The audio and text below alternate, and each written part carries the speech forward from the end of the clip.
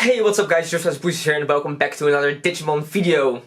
So it's been about 3 days now since I played my very first real life tournament, and I think it might have been the actual first real life tournament in the Benelux in general. And I actually managed to win it. It was the Digimasters tournament. Shout out to them.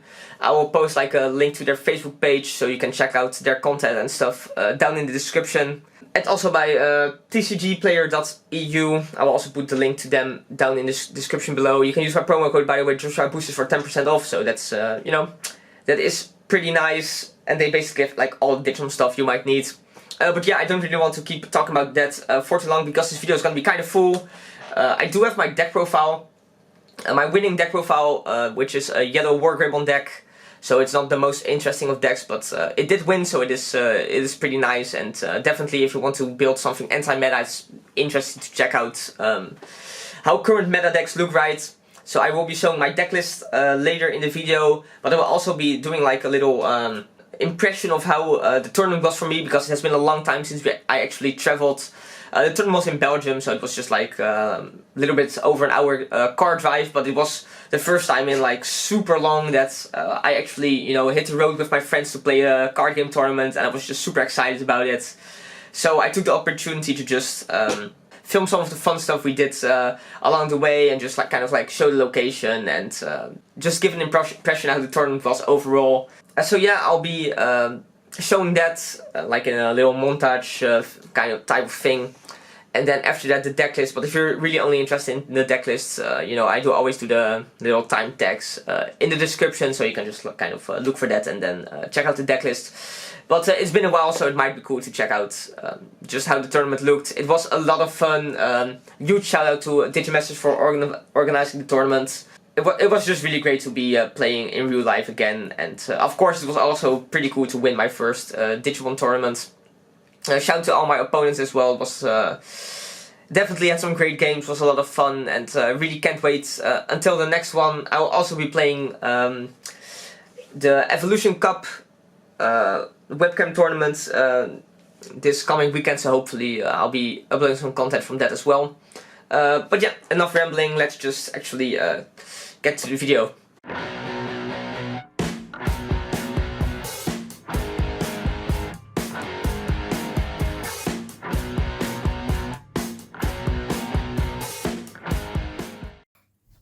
Yo, what's up guys? Josh Boosters here, back with another Digimon video. Good man, bro! Very excited to be playing Digimon at like 10 o'clock in the morning on a Sunday. Wie de fuck kijkt hier naar? Jij, je moeder.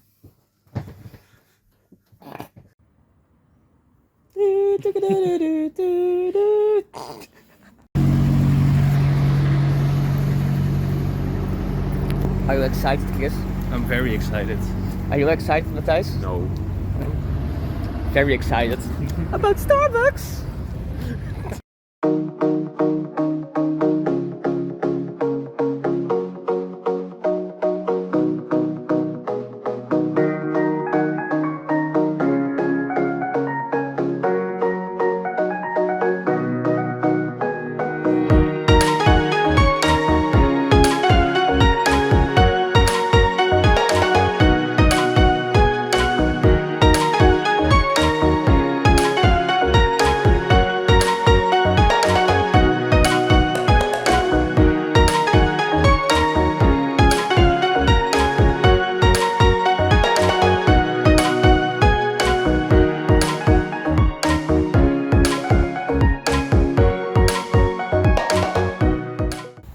So after a pretty, how should I put it, exciting ride here, we finally arrived at the location. It's looking pretty good. I think we got like 20 players, which is, I think, honestly a pretty good turnout. Like maybe for some USA players that doesn't sound like much, but for the first real life event here in Europe, maybe even, I think it is. It's pretty good. I'm now taking a walk, as you can see, because I forgot my dice in the car, and I need those. So yeah, but it's looking really cool for sure. Very excited to play. I am playing probably the undisputed best deck of the format. Yellow Wargreymon. I did the poll and Yellow Wargreymon came out on top, I think. At least at the time of recording this. Brigade did pretty well. Was even leading, to be honest, at some point. But I'm low-key kind of glad that Yellow Wargreymon actually managed to climb up. It's just the deck I played the most this format. And I'm not gonna lie, Brigade isn't exactly the best deck. And it would be nice to do at least relatively well at the first real life event I play.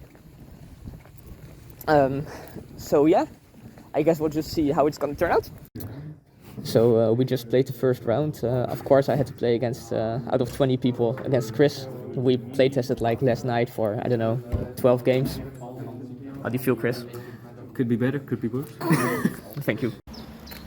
Yo, what's up guys? Joshua here. What's that?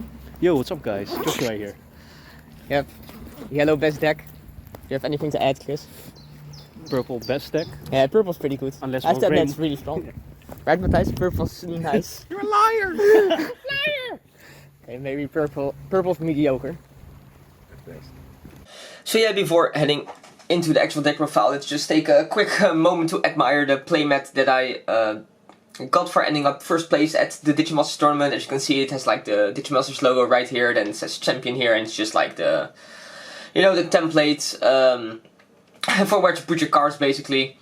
What I would like to mention about it, which I think is really cool, is that Digimasters is really community driven. So the design for the playmat was actually voted on by the community, which I think is definitely pretty cool, and apparently the most people liked this playmat. I honestly can't remember what playmat I voted for, but I definitely think it's cool. It's basically yellow themed, right, where it's like Betamon and Tokomon, which are commonly yellow Digimon, which is fitting for the format, I think. But yeah, I guess let's just head into the deck profile. I won't go that in depth. I'm still playing 4 Koromon and 1 Upamon. After the Bandai tournament a couple of weeks ago, I was debating on actually playing more Upamon and less Koromon. But Koromon is just so important in the grind game. Hitting that magic 7000 is actually super important. And the draws of Upamon are obviously nice, but the thing is, the draws of Upamon you will only be getting like mid game or late game. And where of course getting additional cards is always nice, but it doesn't really contribute to consistency in that way. Because you can't use it in the early stages of the game to get those extra cards when you might actually need them to get into your game plan. So yeah, definitely think this is the best ratio for yellow Digitama at this moment. Then, opposed to my previous deck list, I am playing a full playset of Pulsemon. Because I finally got the 4th one, and I mean, this card is just insane, right? It's basically Gabumon for blue, but better. Because mid-game it will allow you to basically play it for 2 costs, and if you have 3 cards, you can draw a card and play it for 2 costs, which is absolutely crazy. And you can really kind of manipulate your security to make the best out of this card. Then I decided to actually go for the full playset of Bushi Agumon as well. Honestly, I think 3 is probably still fine, but it is pretty nice too when you can seal the game with Angel Woman, Wargreymon, or just by going Blinding Ray to always have access to this. 5 to play cost is pretty high, of course, but you don't really want to Digivolve it over your Digitama, which is, you know, why I didn't want to play 4, but it's just nice to have. And honestly, I would maybe play like an extra Salamon if I decide to cut the Bushi, but it was fine. And then I'm playing 3 Patamon. Honestly, this card is kind of underwhelming, I have to admit. In the previous iterations of the yellow deck, this was one of the most important cards, and in my opinion an auto 4-off. But like the effect does come up for sure, but it's not as important as it used to be in the previous formats. Then I am playing a double Salamon. This card just late game very good to trigger recovery. It can be super annoying actually when you somehow survive a security check with this and you really need to you know, get that extra security. But yeah, definitely it's just nice to have the option to go for that.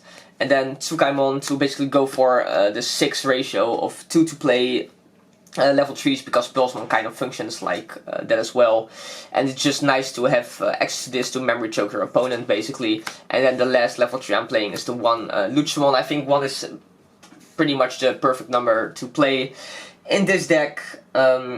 You can only really bring it out in a good way with Angel Woman, or yeah, you can hard play it of course, but especially early game that's not that good. It's definitely not necessary, but it is when you're playing the control game. It's very nice to have access to, and it's definitely one of my games where I went like Magnadramon and then bring this out with the Magnadramon on the next turn to basically recover 3 securities, which is quite strong. So yeah, that is the level 3 lineup. Moving on to level 4, it's pretty basic. We're playing the full Place of Tururumon, just want to evolve 6000, so it gets best Nidokmon, and then more want to evolve Pidomon, which is also a blocker, auto include, right? And then I did decide to cut 1 level 4, so I'm playing double Unimon, 1 Repamon now, to play 11 level 4s in total. 12 is kind of the number I always want to go for, but honestly I didn't really brick on not having them.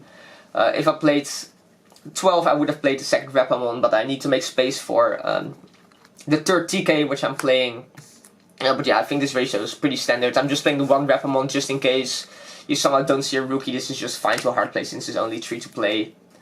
And actually sometimes having the 2 to evolve does come up when you want to memory choke your opponent, and you can't do that with the 1 to Digivolve champions in some cases. Then for the level 5 line, still actually exactly the same as the last time, so I'm playing just a full set of Angel Woman, the MVP of the deck, one of the best cards in the game right now. Then triple Wargreymon and double Angel Woman. These just serve like a different purpose. Late game this is really nice, and then early game this is usually really nice. Although it can definitely also be very good in the late game, Wargreymon that is. Because alongside with Slash Angemon you can take out Digimon that are 12,000 DP for example. But yeah, this ratio is nice. This being 6-2 plays actually also not that bad. Definitely does come up. So yeah, 9 level 5s, and then level 6 ratio I also changed a little bit. I'm still on triple Slash Angemon, but I decided to cut 1 Wargreymon. I really think that 4 Wargreymon is not necessary in this deck. You do, draw a lot of cards because that's just what you do in Digimon. And this is usually like your game closer, although it definitely early game it can be good, but I just had a lot of times where I was stuck with multiples of this in the hand, and in a lot of game states it's just better to like kind of switch these, so go like a Slash first and then go into Wargreymon or something. And then I'm still playing 7 level 6. I actually decided to add 1 Magnadramon. This card is nice. It has like the inheritable for Angel Woman, but just it doesn't need an inheritable. It's just its effect, which is very nice and definitely does come up, especially in combination with Busha Agumon and Luchamon. It's very good. The recovery effect also came up. Like I got hit by green OTK for all my security 1 game, and then I just went like into this recover 2, and then after that swing. Bring out Luchamon, and I was just kind of back in the game. I even managed to win that game, even though the Grankuwaga attack happened on like his second or third turn, so quite quick into the game. But I was really happy with this ratio. Yeah, and then still on double Chaosmon, I honestly kind of want to play 3 of this, but space is very tight, and I really prefer consistency cards over power cards, even though this card can just steal the game sometimes. So yeah, if I decide to change something about the list, I will definitely try to fit in a third of this. Then I'm playing triple TK. I was playing 2 before, but the memory tamers are just time and time again. I just notice how strong, powerful, how good they are. Like if your opponent has 1 of them, you don't. You're just losing the game basically. And I think 3 is a fine number. Like you don't really want to see multiples. You just like want to resolve it once and then keep banking on the effect to start with 3 each turn.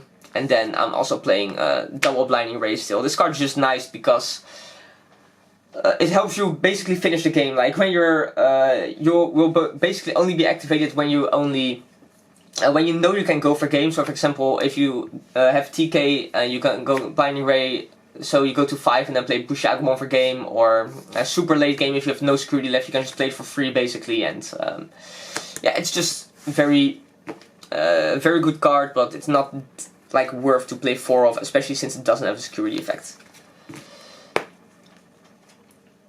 So yeah guys, that was it. Might have been a little bit longer video than you are used to in the usual deck profile kind of way. So if you did make it all the way to the end of the video, be sure to leave a like, leave a comment what you thought about the decklist, what you thought about the tournament, and you know, the type of video I did for that, because it's definitely something I'm new to. And if you do enjoy this type of content, I will be doing a lot more of this. Digimon really running hot right now, and really enjoying making videos for it, so yeah. Be sure to hit the subscribe button, and if you do, I'll see you in the next one. Bye!